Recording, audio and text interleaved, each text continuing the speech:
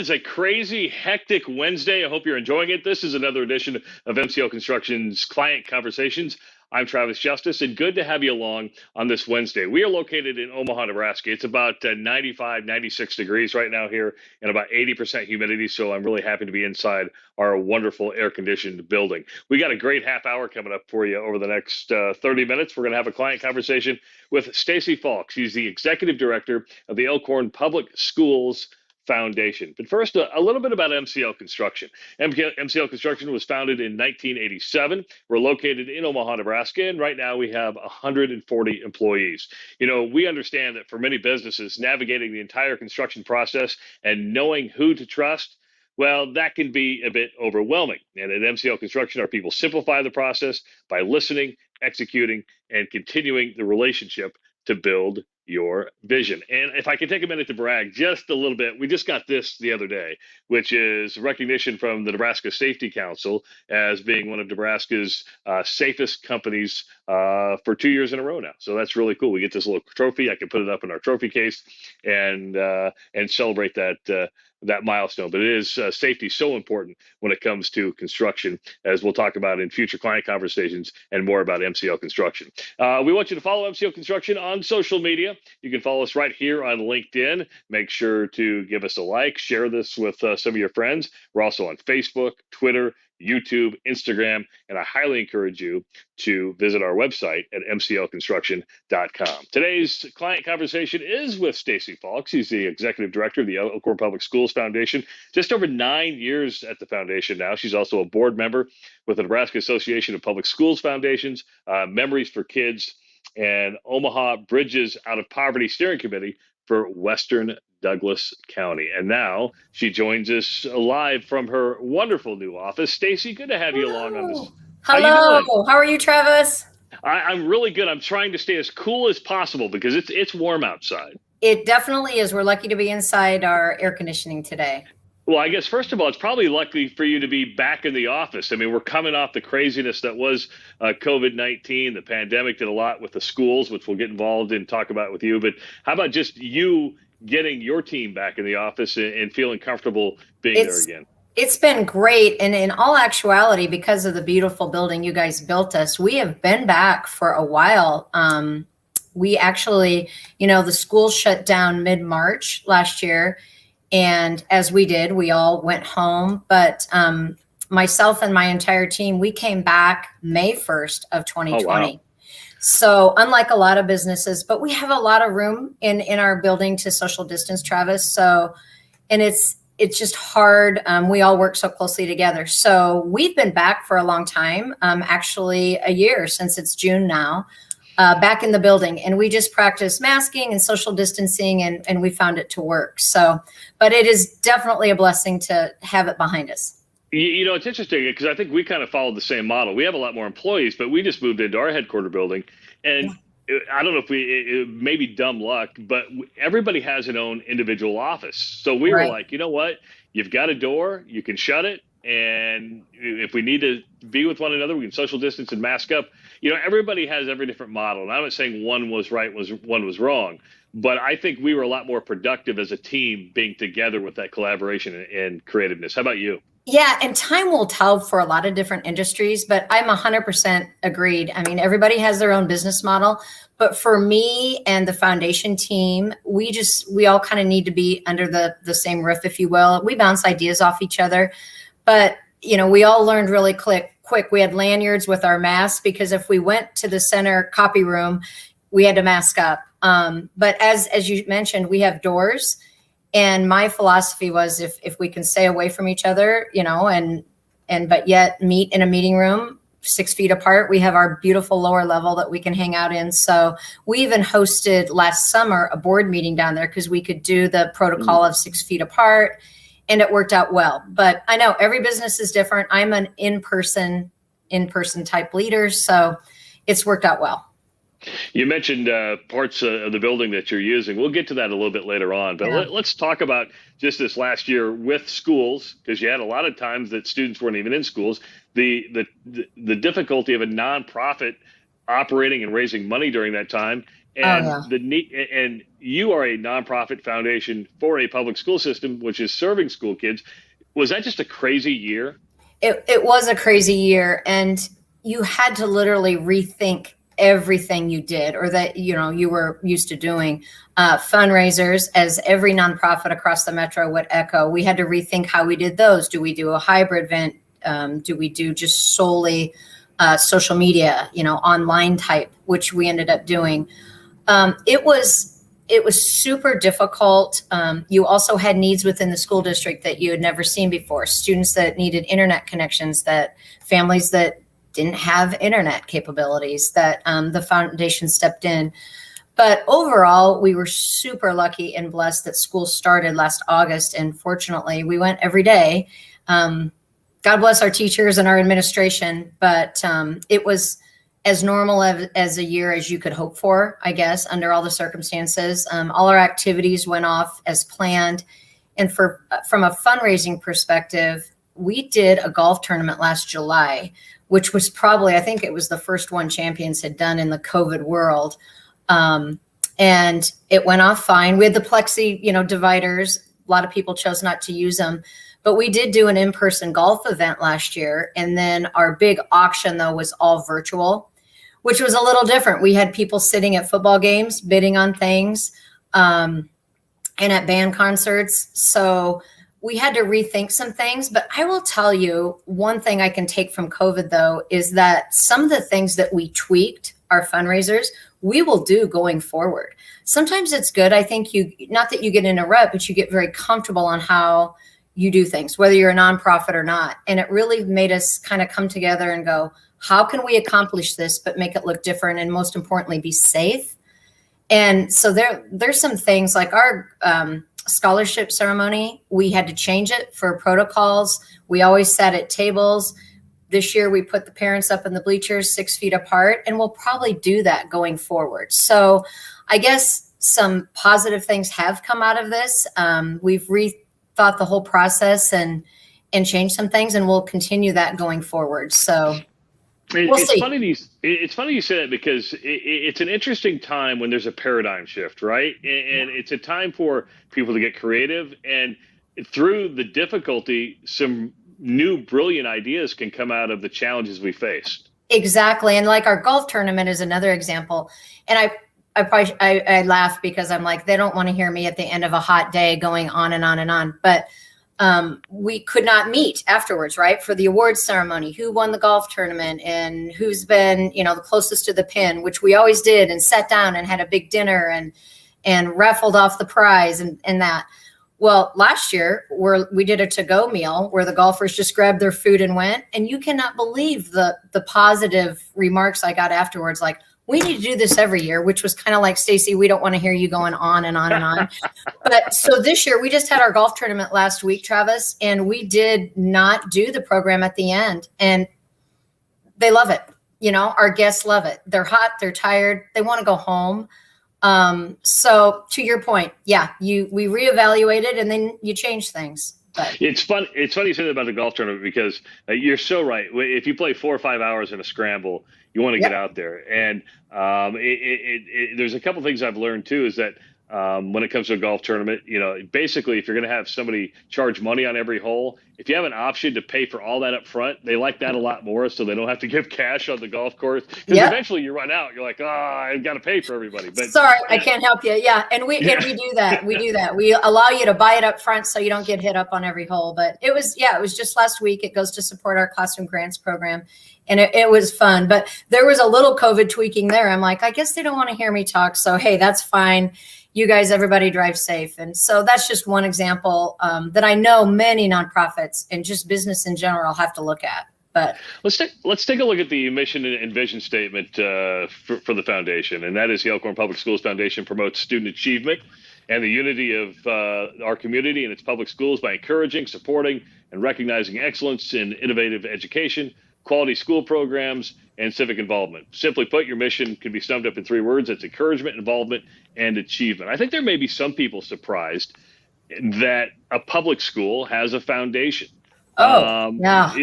Because I think they think, well, the tax dollars fund everything, and that's just not the case. So true. When I first took this job, neighbors and good friends are like, what? And some of their students had gone to, or they grew up in a private school system. They're like, why does a public school need a foundation? And the best way to explain it is just what you said, Travis. Our school budgets don't cover all the things that are needed, primarily programs, right? Programming. And so it used to be, I think and we've been around since 1983, but I think it used to be kind of the foundations provided the frosting, the enrichment, not so much anymore. With funding and school budgets as a whole, we provide scholarships and grants. As an example, many of our school teachers use their own personal money to go out and buy things for their classroom. That's where something like a foundation would step in and say, apply for a grant and we'll provide whiteboards for you, or a smart TV, or just a microphone, simple things, books as an example. So we have found like classroom grants, and then probably one of our biggest programs when it comes to why do foundations exist is scholarships for our students, for our seniors. And Elkhorn just opened their third high school. Yeah. And so next year will be the first. They did not have seniors this year, but next year will be the first time that we have 3 high school senior classes that we will award scholarships to. So you can still call it enrichment, but what we're seeing now is even more really integral parts. And we were talking about COVID and funding needed. I think one of our biggest programs that the school district that we'll partner on will be our math and reading enrichment, because you're going to find students across the board that maybe aren't at their grade level in math, or they're not at their grade level in reading. And that was simply because they were Zooming. And I don't care what school district you're in, private, public, it's not the same as being in the classroom, in my opinion. And I think we're seeing data to prove that. So you're going to see students coming back next fall that need a lot of extra help, tutoring, whatever you want to call it. And we, as a foundation here, we pay for our teachers to come in early and to stay late. And the foundation pays their stipend to work with students one-on-one or in a small group setting. And I think that is going to be incredibly important next fall, because you're going to see kids that need help. You're exactly right. And I noticed my wife's a teacher too, and I think she's noticed it within her own classroom as kids started coming back late. But you brought something up. What makes Elkhorn so unique is that even though it's part of Omaha, it still has a small town feel, right? But it continues to grow. You mentioned the third high school, the growth of the elementary system, the middle school system.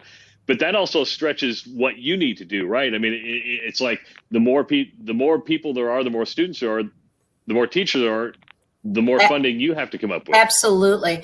Elkhorn has been, in the past years, the fastest growing school district in the state of Nebraska. We will not shortly will be behind Lincoln, and Grand Island as far as size.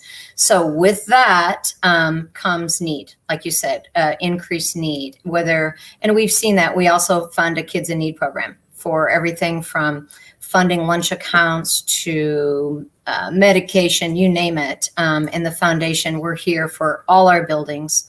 12 elementary we're going to open our 5th middle school, and then we have the 3 high schools. So when you see that kind of growth, Travis, and I think a lot of folks think, oh, Elkhorn, they don't need the financial help, but that's not the case. We have a percent, and they're growing that do need help in all areas. So it's exciting, but you're right. When you're growing, the need grows with you. Yeah, and you mentioned the growth, and let's look at your brand new building, which you moved in. How many years has it been now? I should know this, but I don't. We will be there 3 years. We'll be here, I should say, wow. 3 years in September. That's crazy. But I would say you built this building with room to grow. Would you agree with that? Absolutely.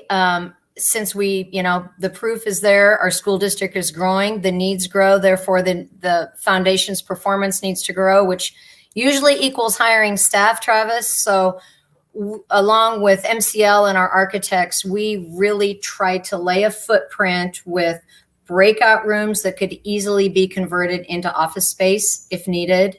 And so that's been huge. And like our center workroom, if you will, we looked at we worked with the school board as far as what does the growth look like? We have 12 elementary buildings. What are we looking at for maximum? And we went a number of 18 elementaries. So we really tried to focus on growth at the very beginning in planning the footprint of the building. So hopefully it all works out.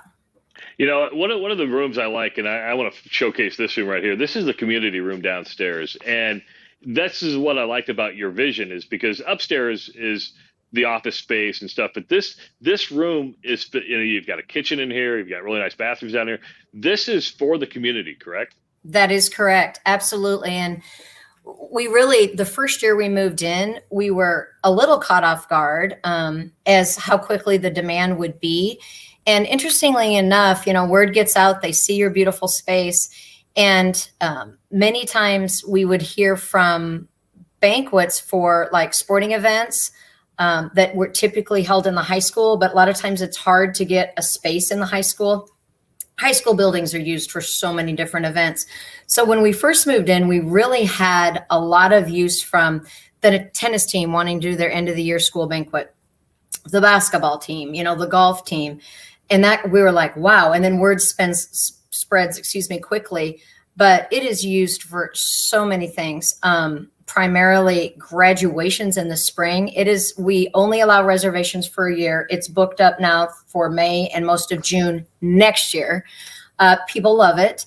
And graduations, we see, we've done prenuptials. We don't do weddings, but, and then meetings. So we have like orthodontists come in and do a meeting. We have builders come in and draw for lots. It's been a great addition. And then most importantly, it's called the Elkhorn Alumni Center, our lower level, and we do reunions. And unfortunately, last year we had quite a few scheduled. COVID changed that, but we just had the class of 1971 in there last weekend. Wow. So and you know, there's no charge for reunions because it's the Alumni Center. So we've had Boy Scouts, Girl Scouts, father and daughter dance this spring, just a month ago. So when you say community, that lower level is being used by all aspects of the Elkhorn community. And I believe if you go to the website, you can just see how you can book that room and reserve that room. Let's go upstairs. Let's go upstairs. This is how important is this? This is like right in the middle of the office center, but this is kind of like a nerve center where you've got all sorts of stuff going on here. How important is this room right here? And it is. This room? And you can see those cubbies, Travis, over there on the left. Those are now all our different elementary schools for our Elkhorn Kids Campus. One of our largest programs and our largest revenue producing program is our before and after childcare program. So this room was designed with Amy Werlow, who is the director of our Elkhorn Kids Campus. Super critical when you're thinking of planning down the road. There again, it ties to how many schools are we going to be running a before and after childcare program. So all those kind of off to the left where you see the bright colored paper, now those are all occupied by our different elementary schools for our site directors to come in and grab their curriculum and their supplies and head out to the elementary schools to watch students every day. And this is my second favorite room. And I don't know if you're going to show a picture of our boardroom, but love this room. It's centrally located. How about that? that? There you go. Okay. That's my favorite room. Love that room. Let's go back. You were talking about this, so we'll go back to the boardroom. Yeah. So this room though, and you have to appreciate where we came from to see this, but from a client's perspective, this is, like you said, the nerve center. You can enter this room from two sides because it's kind of like a track, our upstairs office areas, and it's constantly being used. We'll see laminators. We have a ton of storage with the islands and great lighting and a copier on each side. And this is where we'd have to remember to mask up during COVID because usually it is filled with on an average of 3 to 4 people. So this is my second favorite room. And then, yeah, if the boardroom would be obviously my first favorite room. But. Well, you know, we can go back to the boardroom, and we've actually used this boardroom for some of our own company events, but yes, this might be the best boardroom in Omaha. Well, that's very kind of you to say, because there's so many amazing buildings in the metro, but this we're super proud of. I always laugh because I think of all the fun stories that we had going through the building process with MCL. And I think I brought to the table the interior brick kind of towards the end of the process, but MCL was great. They partnered with us and said, we can get it done. And truly, we get so many compliments on this room in and of itself. We have a large board. We have a 21-member board at the foundation. So we needed a table and a space that would allow for a lot of room, and it has worked out beautifully.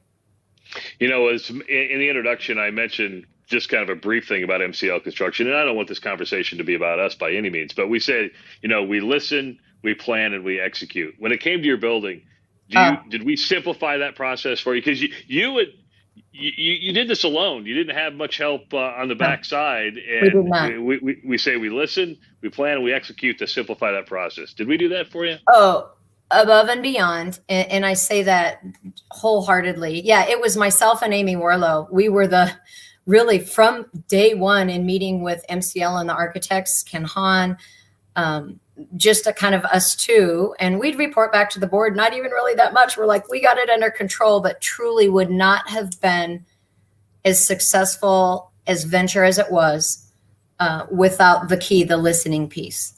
And so kudos to MCL and the architects involved, because they listen to what we do every day.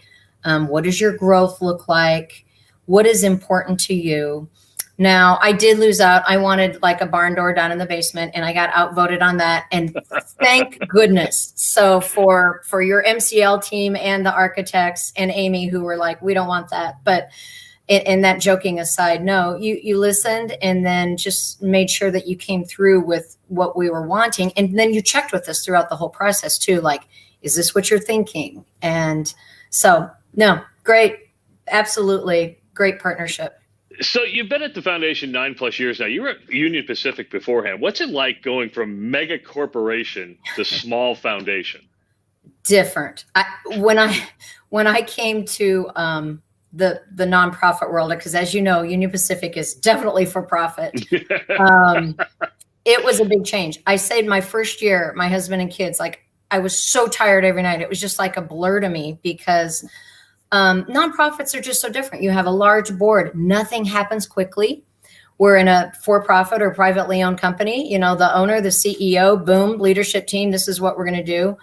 You just have to kind of step back and learn. And I'm still learning every day. But I will tell you that a lot of the things that I incorporate daily in leadership here at the foundation, I learned from Union Pacific. So it was a great place to work, but you're right, super large organization. But yet Elkhorn's a large community. And when you're in a public school foundation, you really have to learn your community as well. Families that are, invested and had been invested for years, and get to know them and kind of what their mission is and how they were involved with the foundation prior to me getting here. So I had to navigate a lot of different things, but it was all fun. But I will credit Union Pacific. I think you had asked something about leadership and who's influenced me. And I look back to one or two of my previous bosses at Union Pacific and glean from them in how I lead. What I was impressed with, though, is maybe a nod to your past, even for UP, because you brought up the brass buckle and working in retail. No, I'm serious, because Stace, I think everybody should work in retail. My wife and I owned a coffee shop. Now, I worked in retail a little bit when I was in high school. Then I had this dream of owning a coffee shop. I was a horrible business owner. All right, I was a brutal business owner. But I love the customer service aspect. I've loved the service aspect, and I tell all my kids, you need to work in the service industry because it develops so many skills. Oh, so true, for one thing. And I think now with students even more, because they always have a device in front of them. But it's just to look someone in the eye and to welcome them into your business and to get to know them and make them regular customers where they want to come back to you, whether you're selling a cup of coffee or a pair of Levi 501 button-ups, right? I mean, that's what I used to do. And you laugh, like you had asked, like, who's influenced you? I so wish, Travis, I could say, well, out of the books I've read, Travis, it would be not the case. It's real life. I started working when I was 14. and have had great mentors, and that just taught work hard, but treat people fairly and just take that customer service 100%. And this was the brass buckle, which is completely, that name's Different. gone. It's the buckle now. And a lot of those leaders that trained me are long gone, but you take little tidbits. And for one thing, I learned not to be afraid to speak to people and get to know them, and then show them a shirt that goes with their Levi's or their, at the time, leisure suits. So that, seriously, because I'm old, but that I learned a great deal from them as far as working with the public. And then Union Pacific really taught me, it's male predominantly at the time when I was there. And I learned very quickly to accept criticism and kind of have a strong backbone, if you will. And the railroad industry, it can be tough. But again, so blessed by what I learned there. And, if you make a mistake, well, you learn, you don't do it again. And working with predominantly men, that was an interesting time of my life, but fun. And work hard, play hard. You asked about, I like the work hard motto, but the play hard too. So what's coming up for the foundation? I know you just finished up the golf tournament. So yes. People, first of all, if you live in the Elkhorn district, parents can get involved, I'm sure. But love it. What's coming up for the foundation that's going to help you raise even more money as you head into the school year? So we just finished up last week for classroom grants for those teachers that have to spend money in their classrooms. That helps them. That was last weekend. Now coming up on September 9th, we do a Bids for Kids, which is going to be hybrid this year. So we're going to limit our attendance, where you can buy a table in our beautiful alumni center that you showed earlier. You can come on in. We're going to have wine and champagne and charcuterie boards. But at the same time, you can grab your phone and bid online. So if you do have a soccer game that night or a football game, you can see all our auction items online. So it's a hybrid event. Money goes to our math and reading intervention program, because I really feel in my heart of hearts that's going to be needed. We're going to need a lot of teachers that want to come in early and stay late to help those students get back to where they need to be next fall. So we're going to have some teacher testimonials, and it should be a good time. But it's a Thursday night, September 9th. That's coming up. And then we do a Hall of Fame where we recognize our Elkhorn businesses, retired teachers, current teachers, the end of October. So excellent. Those are kind of our two big events coming up, September and October. Excellent. That's good stuff. A quick reminder for everybody, as Stacey's time is precious and I don't want to eat up too much of it. So make sure to follow MCL Construction on social media, right here on LinkedIn and Facebook and YouTube. Share this conversation. There's a lot of good stuff here because we can all learn from one another. And that's really the point of these client conversations is to learn from one another, whether it's leadership, culture, or just a different approach to business. Follow us on Twitter and make sure to check out our website at MCLConstruction.com. Stacey, you're the absolute best. I appreciate taking the time. Thank you. Cool. Thank you for having me. It was when I got your email, Travis. I love the MCL family. We would not be sitting in this beautiful building without the whole MCL team, from Bob on down. It was such a positive experience. And for those that are watching or click on this to watch, you're lucky if you're in MCL's hands, because it was a great partnership, and we worked hard, but we played hard occasionally too. And I am blessed by that. So when I saw your email, I'm like, Travis, MCL, I miss you guys, but I don't foresee us building anything in the near future. We love our buildings. So thank you. But you mentioned that. I think even though it's been 3 years, I think we would do a real good job of staying in touch. We see each other once every 6 months or so. Absolutely. And I saw your team out at our golf event last week, and that was fun, and got to catch up on some of your big projects you have coming up. And I always have to ask about everybody that, we worked with for, over a year, because you do get close to them.